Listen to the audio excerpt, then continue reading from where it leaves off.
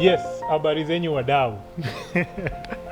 Karibuni to the Gulf Conversations. Tuko na wazito hapa, kutoka Kisumu, young leaders from Kisumu. We have the president of Kisumu Rotary Club, Mr. Case is also here. We have Gulf Director, Mr. George Abwajo. We have Grace, a young woman leader, Wovopi, Director Wovopi, yes. And then we have Dennis Nyakach, amazing Kisumu. So, what are we actually doing here? We are starting conversations around things that are happening in Kisumu. Things that are of interest to young people, things that are of interest to the economy in Kisumu.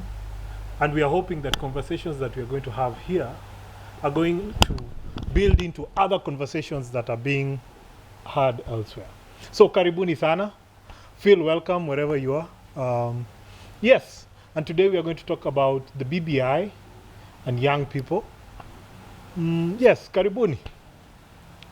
Let me just throw this to the people I have here. What are some of the gains that we've had in the 2010 Constitution? You may know, Sahi, what I can say is BBI is like a train Yes. that has begun. Yes. Now, train that has begun at this point, it's a process where it's good to contribute and we see the end result as opposed to opposing it in the first place. So in trying to kutafuta mazuri, and there are certain things about young people, and that's in response, I guess they were responding to poverty, unemployment, young people, and so these are the things that we should scrutinize. That is it a progressive to the young people? There are certain things that are going to change, especially the governance. The shift is going to be so huge. And certain things zenye zimekuwa captured, I think, to the young people. Zahi zimesemwa mara mob sana. The tax holiday, the 4-year grace period for help, guys, the youth commission that's there, and the prompt payment bill. Yeah, two of them, the prompt payment bill and help. I think they are before the assembly as we speak now. And even that, ni kama last year there was this MP called Rigathi Gachagua, yule wa wa Nyeri, kutoka Nyeri. I think last year he had taken to parliament that all suppliers should be actually paid not more than 90 days. Not even youth, all suppliers. I think it's the ethical way to do it, that any supplier should be paid. But in Mekuja Mali, young people ndio hawana capital, so they are affected sana. That's why sasa among the all suppliers, what I think they are bringing the prompt payment bill is the young people should be given priority kwa mara ya kwanza, so that wao wakifanya tu job wakanjwe do yao. So quick. Yeah. BBI ni kitu mzuri, ni kitu mbaya. I think it's important. We also Mi kwangu bado I'm in a state of 50-50. I think bado experts ni wangoje, but in terms of progressive, you know, 1 month ago we were discussing about the NYC elections, National Youth Council elections. Na hii National Youth Council, there were regulations. Sai NYC, the act was in 2009. We took 2020. After the initial election, nothing has happened to that body. And in this BBI, apart from hizo wins zenye ziko, tumembo ni Youth Commission dimekam. But what I'm concerned with is kuna representatives wengine walikuwa bunge za young people. Sasa I would still want, in addition to the Youth Commission, that we have those representatives, because the most important thing is youth being at the table. Yeah, na sioni kama BBI, I think you're close. Kuna close ni kama wamesema, I think bunge, Senate, it has been said that Senate be 2 members, either gender, from 2 in every county. So it's 98 members, Senate. And then National Assembly is 360 members from 290 constituency, single and multiple. So hapo kidogo, I think it's not yet clear, but I think we would have benefited with the status quo in National Assembly, in addition to Youth Commission, in National Assembly and Senate. Wacha tu youth people, youth guys waingie hapo man. Mi hivyo nilikuwa naona. Yeah. My focus will be on the small and micro enterprise in terms of not so much into BBI, but what the young people are being promised. It's like a promise that we'll have a 7-year tax-free. But I think it's more of just trying to play around with the young people, because for 7 years, I think that is putting the youth more into a comfort zone, whereby the business will just be there. Yes, and then also some of the things that they say that be able to have the youth incubation centers, that is okay, and also whereby the young people are able to get capital, that is good. But the problem comes whereby it also falls back to leadership, whereby when the young people are applying for this capital to do the business, we have so many too little how do I say terms and conditions. Yes. You expect a young person to have a logbook, to have a title deed, then Get loans. yeah, to get that loan. Then, so what's the need of just having BBI and then these things put into it just to promise the young people, and then at the end of it all, we have the terms and conditions that the young people cannot really fit into. Mimi chenye nimeshangaa bana ni kama Kaiza na oppose the 7 year nini period bana.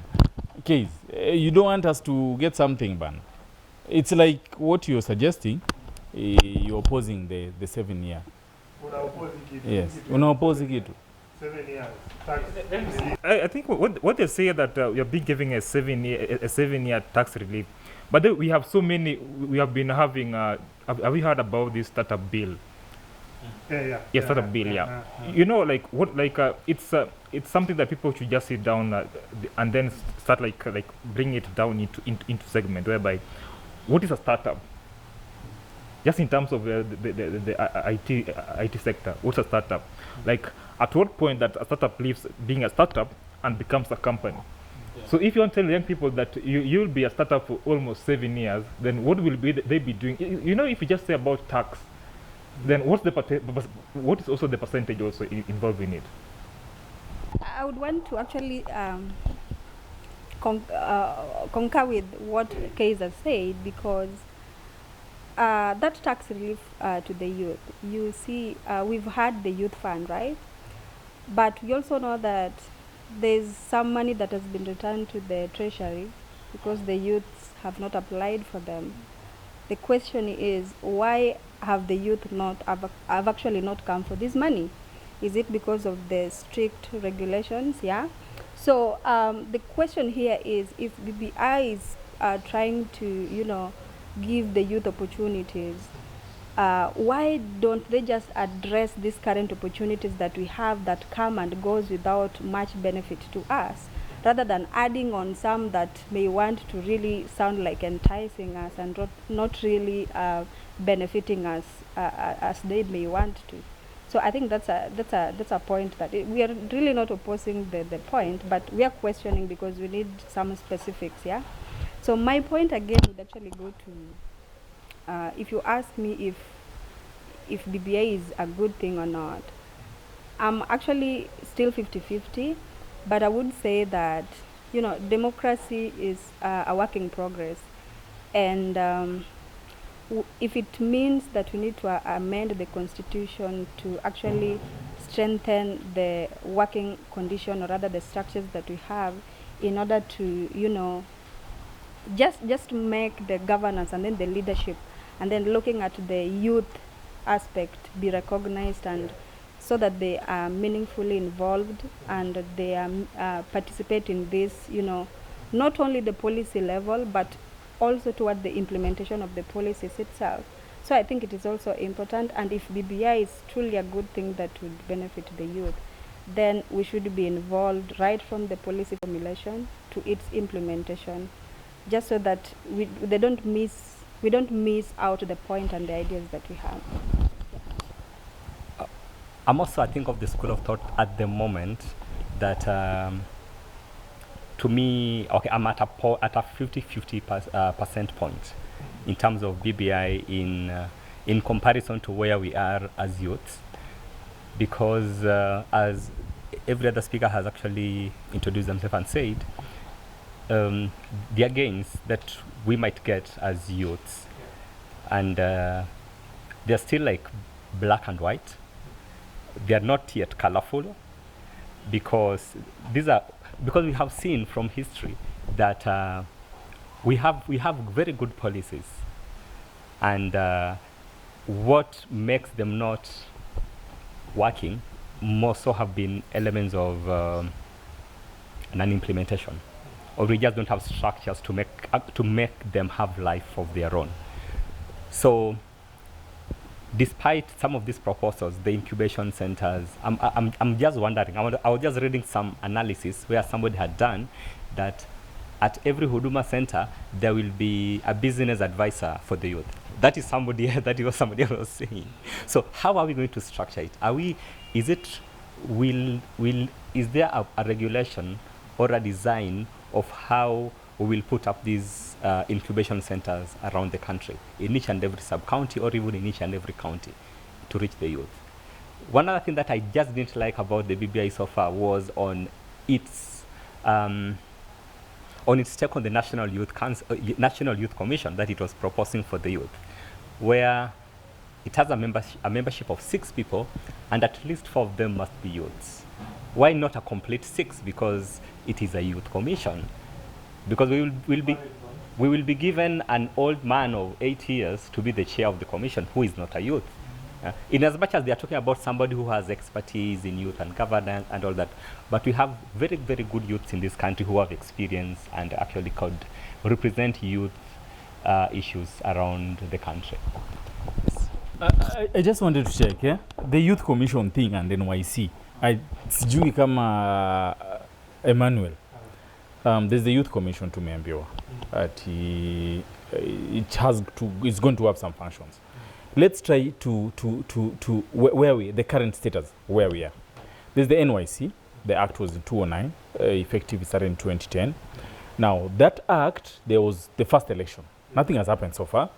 NYC seem not to have been given some money or even how to run in counties.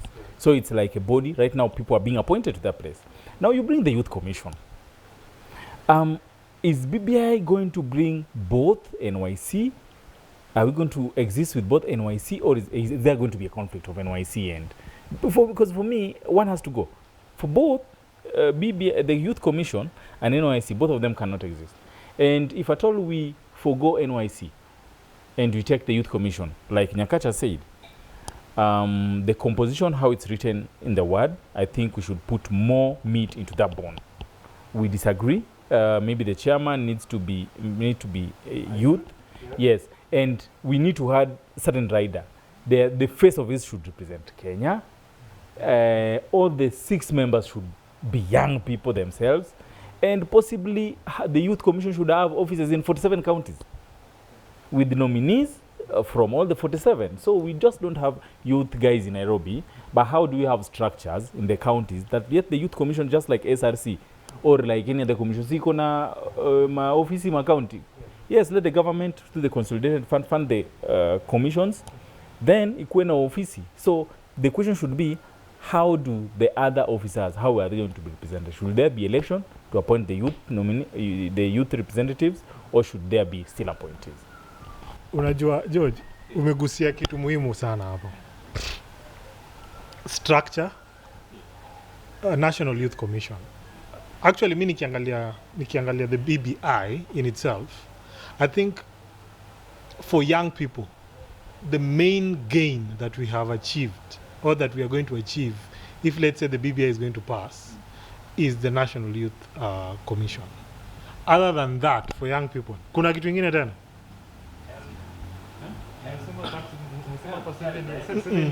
But unaona kwangu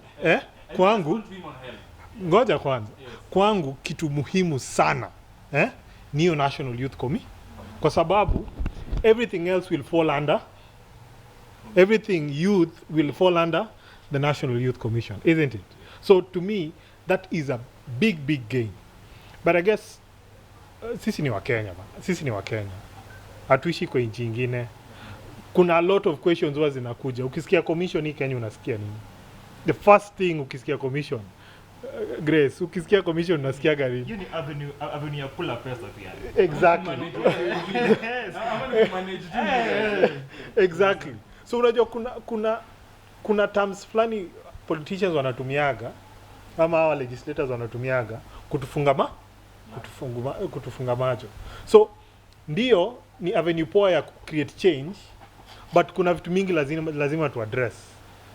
Kama funding, unajua na hii funding watu tupatie tu pesa kidogo ili turudi, you know, there are a number of things we have to also look at and say, okay, fine, how much do you think is befitting for a population of 70% of the youth who are Kenyan?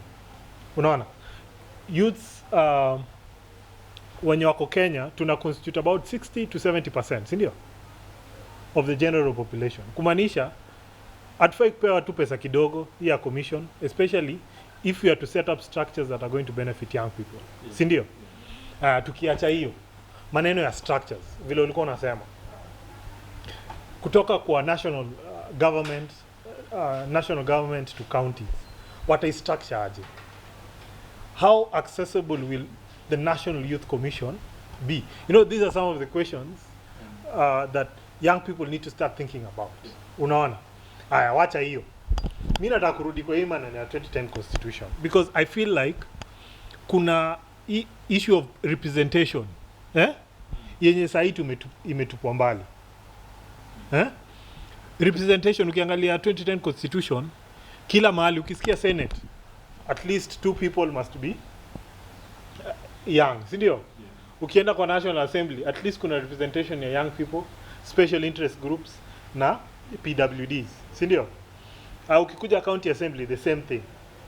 Hii BBI vile inakuja inasema ati a certain, ile namba ni ngapi George? It was Senate inafaa kuwa na watu wangapi? 94. Half of that will be women, half of that will be men, si ndio? It is not specific to PWD, it is not specific to young people, it is not specific to marginalized groups. Unaona? So mimi na feel hii gain yenye tulipata kwa 2010 constitution, tukipasi BBI vile inakaa hivi, hiyo itapotea. Vijana wataumia. Ndio BBI iko na vitu mzuri, sijasema ati haina vitu mzuri. BBI iko na vitu mzuri kama hiyo 35% devolution, inaitwaje, financing counties from 15 to 35%. Hiyo ni mzuri, we all want that, si ndio? Lakini hapa kwa youth ni nini haswa?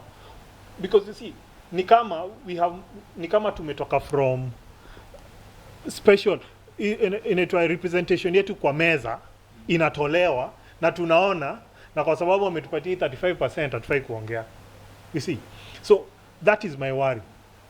Yes, BBI is a good document, it is very progressive, but young people must also lay a claim. Ama nyinyi mnaona aje? We've been having laws, wote tumejua, but implementation imekuwa shida. One, help. Imesemwa tupate na grace period. 2015 huyu jamaa Irungu Kangata mwenye ni majority ya Senate had a bill. Do you know what that bill was saying? That as long as you've not got a job, it's not the 4-year grace period. The thing is, as long as you've not got a job, you should not start paying. In fact, that is better than putting time, because there is a graduates wengine ama watu colleges graduates from colleges and universities wengine wanaweza pata job first year. Why are you giving him 4-year grace period? If I earn graduate and nikipata 150k, help loan mimi mwenyewe nilipoa about 240k, that I can pay that within a year. So Irungu Kangata's proposal in 2015, do you know that proposal was rejected by the president? Okay. The same president sasa sahi ameendorse. So I'm beginning to feel maybe kidogo kumekuwa na shida. Hiyo ni story ya help. And personally, chenye na tu heart ni the constitution tuko nayo sahi si mbaya pase, ni leadership kuwa na utu kuimplement. Hiyo nimemaliza story ya HELB. Agpo, sasa ukigoogle sasa hii kuna portal ya tenders, utaona ukienda kwa hiyo portal tenders in value za youth sasa hii they are less than 10%. Prezo ashaenda hadi mbele hadi akakashifu ministers wake, give tenders to young people. But in that portal right now, if you Google, you'll find that those tenders that have, because they have been separated, it's 10%, the value is 10%. And this is the rule. So how much do you want? Should we use the existing thing that we mwenyewe umesema kupush hata without BBI thing, vitu kama HELB, kama president angesign in 2015 ingetusaidia. It does not change, it does not need constitutional review. Kitu kingine kama prompt payment bill, hiyo pia iko kwa bunge sasa hivi. How much, how should you offer? I mean, without any law, hadi public procurement imeandika ukideliver, ukifanya job unafaa ukanjwe. You don't need a constitutional review. The most important thing which need constitution, the whole of this BBI, hizi vitu zingine zote ni youth commission, labda wame suggest youth commission. Lastly, I'm concerned that we may be losing the nominations slots. Because ukiona BBI, just one moment, ukiona BBI kwa just articles, the proposed constitutional amendment, you'll see that from 12, in fact that's the BBI document, page 60, unaona kama wanasema paragraph A ni there shall be 3 kwa National Assembly, there shall be 360 members, each elected by registered voters from 290, constituting single and multiple members. Then wakasema delete paragraph B, delete paragraph C, delete paragraph D. The same to Senate, the same to Senate wamesema only 2 people, then delete paragraph B. Article 97 of the Constitution is amended, then delete those paragraphs. Those paragraphs that have been deleted ndio ziko na special nominees za women na youth. Those nini that have been deleted. Yeah. What have the youth gained so far by having these special seats before? Because to scrutinize what the BBI is proposing, why BBI is proposing it, because maybe akuja kuwa na gain the youths have got. Kwangu, I feel like we have gained so much by having these special interest groups. Tumegain sana. Ukiangalia tu vizuri, tumegain sana. People like Mwaura, people like Mwaura, you know, for a long time, people who had special interest, the special interest groups like the marginalized, PWDs, youths, tulikuwa tumewekwa huko nyuma. Tulikuwa tumewekwa huko nyuma ya basi. Tulikuwa tumewekwa huko nyuma ya basi. Na kina viongozi walikuwa huko mbele. Watu walikuwa wamewekwa kwa meza huko mbele. But since the promulgation of the 2010 Constitution, it was a right. It became a right that young people needed to be included. We were part of the conversation, meaning in everything that they did, they had to have us in mind that say, okay, fine, lazima tukue hapa ndani. Look at the county assembly, Kisumu County Assembly, ile ya before. We had special interest groups, sindio, nominated, sindio? We had special interest groups nominated into that seat. We had women nominated, young people nominated to represent interests of young people. Ukiangalia BBI saa hii, haiko, wanasema tu half will be women, half will be men. Kumanisha 2/3 gender rule ndio imekuwa taken care of. To recognize the nominations of special interest, they could be PWDs, they could be youths. My question is, what have they done? That is my question. So that wakitolewa from BBI, then inakuwa like it's a valid point, wametolewa. Kama hawaja, if there's something they've done for the groups, then to me that would be a loss. But kama hakuna bado, no, but you are a lady and you are youth. Do you know how what represent person? wapi? If they are, then they are probably not young people, right? Olisikia wapi? Me, I'm not gonna answer you, but I also want to add salt to the wound, yeah, because you know when you talk about BBI, Well, it could be a good thing. Shida itatoka on the operationalization or the implementation part, yeah, because that will determine its effectiveness, sindio? Sasa kama BBI imekuja na National Youth Commission ni sawa tu, sindio? So I don't know if they're trying to actually, you know, make us become excited about it, because the question is, what did the Youth Council, National Youth Council did that the Youth Commission is going to do differently, yeah? So once again, are they going to be effective? The two things, the two commissions, zitakuwa effective zote ama ni moja tu? Will one die and then leave the new one to actually operate? So that's the other thing that we should also consider. National Youth Commission, it has talked about creation of, or rather the proposal of having 47 women representatives. And just like you've said, Siepa, how many are there going to be young women? Yeah?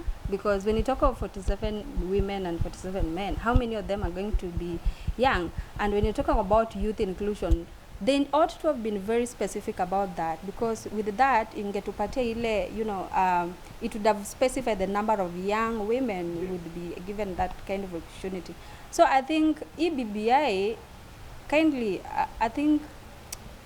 I mean, they should be more specific. Ndio sisi pia tujue what we're going to have as our share as youth, and as young women especially, because for a very long time we've been marginalized. And those special seats that we're talking about, they should also be given to us. Kama ni kupatiana youth, that this section ya Youth Commission sijui 6, you said 6 commissioners? Yeah. We want to see a good representative of young people, especially young women in that. Na tusione yule kamama mkubwa and then, you know, being a youth representative or rather youth commission. So these are the things that I think the BBI or rather the youth commission, if it's actually actualized, it should specify, so that CCPR we become inclusive in the governance and in politics of the country.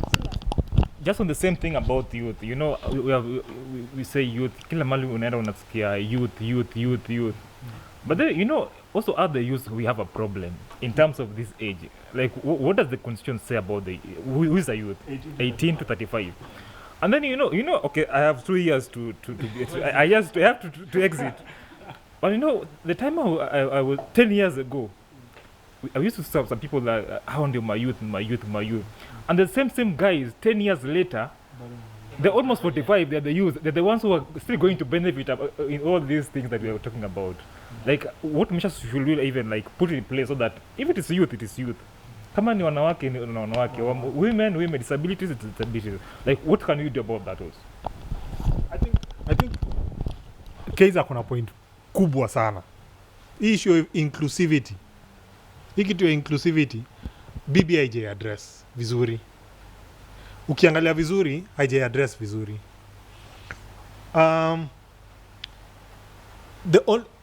Right now we are talking about a referendum, sindio? Maybe in the next 3 to 6 months, sindio? We are talking about a referendum, which is going to cost us a lot of money, isn't it? But look at it this way. Hii referendum inaenda ku-address nini? Inaenda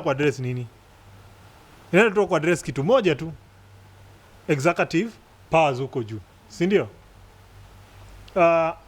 Kwangu na feel ni kama if young people do not push for inclusivity, then nobody is going to push for inclusivity. Women are doing it. They're pushing for themselves. Women are pushing, they're stamping their feet down. Huko kwa assembly wanakanyagana na wanaume. Wanaambia okay fine. Ndio hizi seats ziko hivi lakini hata sisi tunataka hii. Kwa Senate pia the same. Young people, if youth do not also push for inclusivity into the system, because you see, at a referendum is being pushed so that the executive powers can be shared and can allow it to have a national outlook, isn't it? Sisi pia kama wana youth pia tunafaa push na hizi special interest groups, because you see, at the end of the day, you cannot only push for young people peke yake. Kuna hapo kwa young people kuna special interest groups, sindio? Hapo kwa young people kuna PWDs, hapo kwa young people kuna marginalized groups. So I feel like young people should not just accept, okay fine, I support the document, but bado niko na maswali kadhaa nataka ziingizwe. Kuna vitu kadhaa nataka ziingizwe so that isikuwe retrogressive. Deno alisema kitu poa sana. 2010 constitution ilikuwa poa sana, si ndio? In fact, it's one of the best documents in Africa. I can even say that. It's one of the best documents in Africa. But what we are lacking is the spirit of the law. If we can have leaders who actually push to achieve what the constitution wanted to achieve, then we would get so much gains. But because Kenya is a country of, how do I call it? You have to write it down. They do not believe in spirits. The spirit of the law. I mean spirit of the law. Wanataka uiandike so that waifuate. We must push for inclusivity. Lazima sisi pia, hii clause wenye wanasema delete special interest groups, delete youth, delete women. We need to fight for those clauses so that they are retained in the final draft, if that is going to be there. Yes. I think for me, we need to have more, I can say, emphasis on the document per se. One is, there are certain things katiba imesema vizuri, but kama young people, hata mimi na exit niko exit in 4 years time, but nataka ni retire early. Mapema. Niachane na hii maneno. Sasa, but I think certain things should be anchored somewhere. Example, kama sahi. There should be a clause. Kama, I'm feeling women have got their fair share of the bargain. Yeah. If we compare women and marginalized groups, PWDs and youth, women have got their share. In fact, women, county assembly right now, 1/3 of them are women. In all cabinets, za our governors, 1/3 of them are women. Cabinet ya Uhuru, 1/3 of them are women. Any body inatengeneza, 1/3 of them are women. Any management position sahi unachagua tu, hata tukue tu hapa kama Grace angekuwa sahi nimejua tu like a lady. That's how imekuwa. But sasa for the young people it does not be the same. We need to add more, like I said, more meat to the bone. One, from the county level, can we put it that either two things, there needs to be a docket for purely take care of youth issues, or tuambie pia ma governors vile ziko tu kama women wanampata, that 2 or 1 person in all cabinets za 47 counties will be a young person under 35 or under 40 kama ni mbaya basi, because nani nasema kuna watu wengine watakai kutoka, ikue like black and white. Like so 2, our parties are not genuine with us. So ukiangalia parties Jubilee, ODM, their parties say that kuna youth representative counties nini.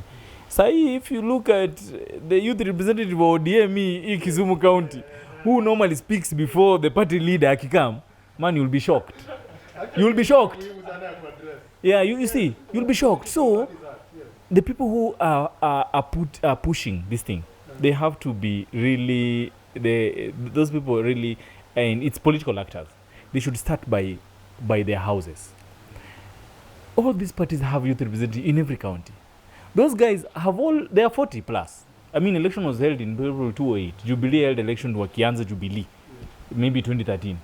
Those ukiangalia someone who is going to meet the president, maybe Prezo Kina Nakuru, or even in Kano, representing the young people, you go 43 years.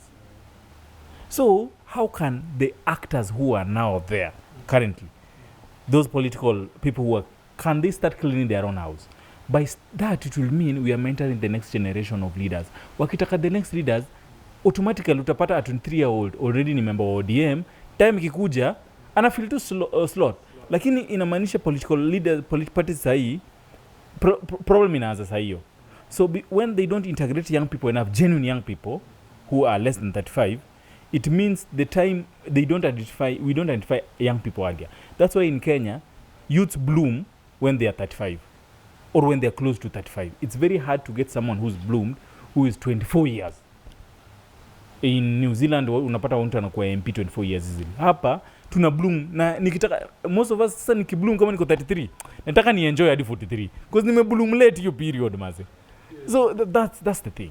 But kama tungekuwa na structure ina feel tu nini tungekuwa tuna structure like Professor Nyong lazima kuwe na under 35 atakuwa force kutafuta msi kwa under 35. Kama ilikuwa George ama ilikuwa Case, whatever post Case ana hold, someone is going to replace him. Kama appoint from ODM, someone is going to replace Case in that position. You will see you have very many leaders up shooting. Yeah. Hiyo ni issue kubwa sana George. Hiyo kitu hawezi gusia tu kidogo hivi alafu naacha. Mayang watu young wameachwa inaitwaje kwa mataa. Ni wale watu young people are used.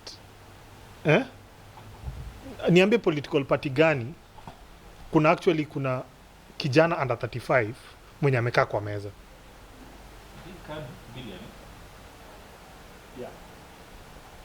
Billion. Ojio ako kwa party gani? Ako KANU. Yes. Sasa so ODM haina mwenye amekalishwa kwa meza. Mwenye anakuwa na 35 si ndio youth? Si ndio? 18 to 35. Hakuna, si ndio? So vile umesema tu, unajua hiyo ni kitu hawezi sema tu political parties alafu unagusa unaenda hivyo George. Bana, there is no way we can keep on talking about the constitution addressing issues of leadership, yet the machine that is supposed to generate young leaders is not even addressing it. There is no way. That means we are being blindfolded. Tunapakwa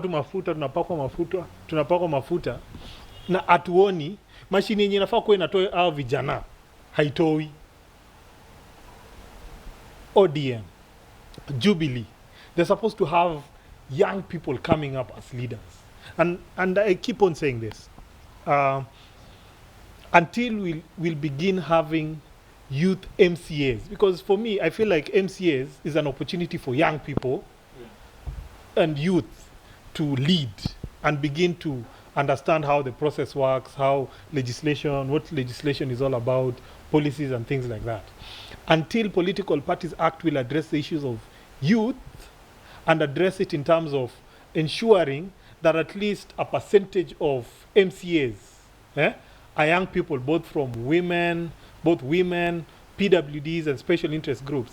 Until political parties do that, because after the BBI address, the BBI does not address political parties, which is also very wrong in terms of that. Sindio? It should also have at least put in a clause where it also touches on political parties and pressurizes the political parties to put in youth leaders. Ama vipi? Amesema the women wanawake wamelilia positions na representation na tukapewa na tumetosheka. Yeah? I don't know how I should respond to you with a question. I wanted to respond to you with a question that hizi mashida za wamama unaona ziko addressed, being that unasema ati tumepewa hiyo representation kama ni kikazi, kama ni kwa governance, kama ni county assembly, yeah, we still have our cries, we still wailing, we're still pushing for more. Why are we still doing this? Reason being one, watu tunaekewangwa ati wana represent women. The question is, do they really represent the interest of the women? Yeah, wanachukuanga wale watu wenye wako na interest yao, rather people that they can manipulate easily to do what they want and not what the constituents want. So you find that there is that disconnect between us and them, because they are representing us but they're not representing our views. So bado tunalia kwa sababu wale watu wameekelewa pale. I would want to also say that kuna hadi ma women reps wengine wenye if you ask them what are your mandates, they truly do not know. They go distributing sanitary towels in the name of they're doing their delivering their mandates, but that is not just it. There is more than just giving a sanitary towel to a girl. So once again, women representatives who've been given the opportunity to represent us should do so with a lot of care and concern about what the general women need.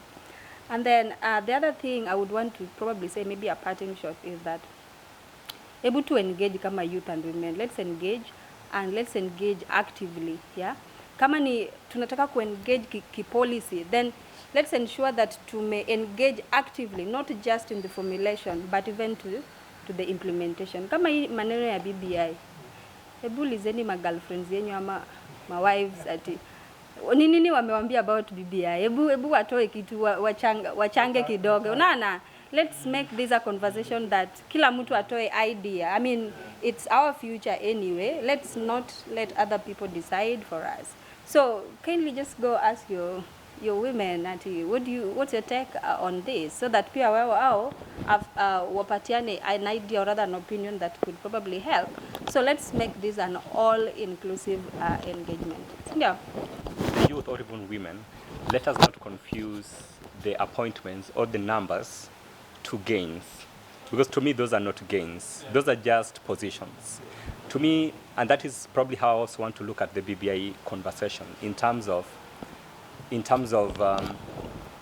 we forget about the groupings, if we forget about the disadvantaged groups, the women, the youth, what is it in the BBI document that will make my life better? I want to talk as a common mwananchi. I'm not talking as a man or as a woman or as a youth or as a disabled person. I'm just talking mimi ni mwananchi. Mimi ni ule wanjiku they always talk about. What is it that BBI will do better than what the Constitution has done or what other policies have done? So that's how I also want to look at this conversation, so that isikwe tu we are making noise at youth, but in real sense, there are so much gains that I will still benefit even if I am a youth. Because these benefits, when they come, they will not come to, asasa, this is your cut because you are a youth. It will come, mimi ni Mkenya, mimi ni Wanjiku, mimi ni a common mwananchi. So that's how I also want to look at this conversation, so that we look at it wholesomely, so that we look at what are the political gains, what are the health gains. I'm seeing there's the National Health Commission, there's the Health Amendment Bill 2020 that proposes establishment of a Health Services Commission. What does it entail? What will it do different to make sure that probably we have universal health coverage, or everybody can actually access better healthcare? So that's how I also want us to look at it, so that it's equal to I'm a youth now. I'm looking at it in the general picture, which, well, there are gains, then there are also losses. So at the end of the day, I think we need to just weigh and make sure that, like George had said, let's put the beef, the flesh into it, so that wakisema we, like in the National Assembly, the Senate, we are going to have 94 representatives who are going to represent the Kenya, 2 per county. What will it do? Does our Senate have powers to check our counties, or the 47 or the numbers plus the nominations? How effective were they to make sure that our counties were counted? Because that is the role of the Senate. It's supposed to keep the county in check, the counties in check. National Assembly, to make laws for the country. What is my MP doing? And I actually like what she also said. And I will always tell people that we need to understand the roles of our members, our representatives, the people that we elect. An MCA's role, an MP's role is not supposed to do development work. Kazi yao, they should sit in the assemblies and make laws and policies for the betterment of the country and their representatives. Development work near governor. And that's where probably we also need to think as a people, so that as we go into the elections, we make sure we elect people who are pro-development at our counties, because to me this is the core. National Assembly, they'll just make laws for us. And that again probably would call into, we also look into the CDF. We also look, because I've also seen World Development Fund over here. Why do we need all that money to the MCAs? Wabaki Assembly watingeni is a loss for the people. To me, that is my parting shot. I think for me is, like Grace has said, let's keep the conversation. GALFA provides a platform.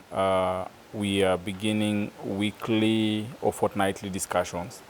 And I think it's through this discussion that's coming from the Lake and Western region that can really enrich the policy measures, not only to our people, but or to our local government, but also to national government. We want to show the world and we want to show the other people that through discussion of contemporary topical issues, so much can come out of from this. And I think we shall be updating, and this is just the beginning for these issues that can be discussed. Let's each, as we also discuss, more clarification shall come from the people who wrote those things, and also challenge to those people who did them.